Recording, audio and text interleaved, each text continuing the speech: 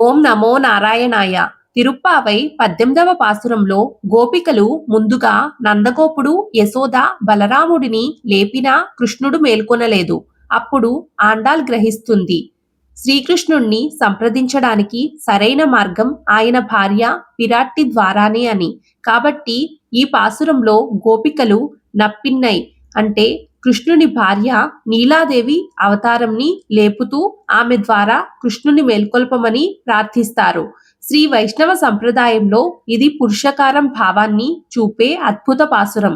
ఈ పాసురం భక్తి, మాధుర్యం, ప్రేమ, పిరాట్టి మహిమను అందంగా వర్ణిస్తుంది. ధనుర్మాసంలో దీన్ని పాడితే హృదయానికి అపార ఆనందం, శాంతి కలుగుతాయి. తిరుప్పావై 18వ పాసురం. ఆండాళ్ తిరువడిగళే శరణం.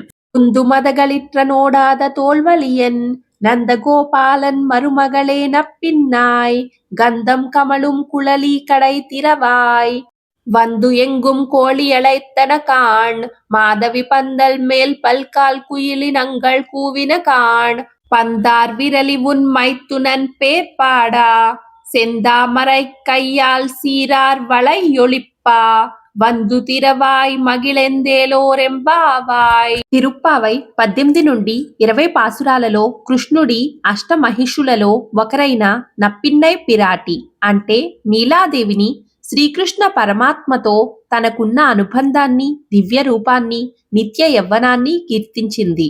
గోదాదేవి కేవలం పరమాత్మను కోరుకొని నీలాదేవిని మర్చిపోవుటను మన పూర్వచార్యులు శూర్పణఖ స్వభావంతో పోల్చారు.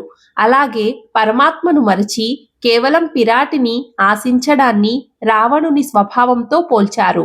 నందగోప బాలుని బలరాముని మేలుకొల్పి తలుపులు తీయమని ప్రార్థించిన శ్రీకృష్ణుడు మేలుకోకపోయేటప్పటికీ ఆండాళ్ నీలాదేవిని ప్రార్థిస్తున్నారు.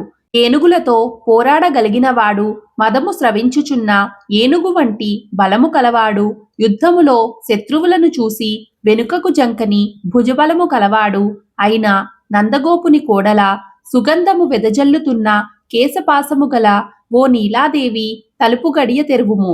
పెరట్లోని కోళ్లు జాజి పందిళ్ల మీద కోకిలలు గుంపులు గుంపులుగా కూడి మాటిమాటికి కూస్తున్నాయి.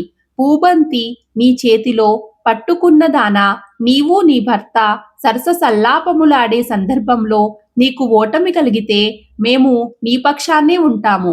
ఇకనైనా అందమైన నీ చేతులకున్న భూషణాలన్నీ ధ్వనించేటట్లుగా నీవు నడిచి వచ్చి ఎర్ర తామరల వంటి నీ సుకుమారమైన చేతులతో తలుపులను తెరవవమ్మా అని గోపాంగనలు నీలాదేవిని ఈ పాసురంలో మేలుకొలుపుతున్నారు.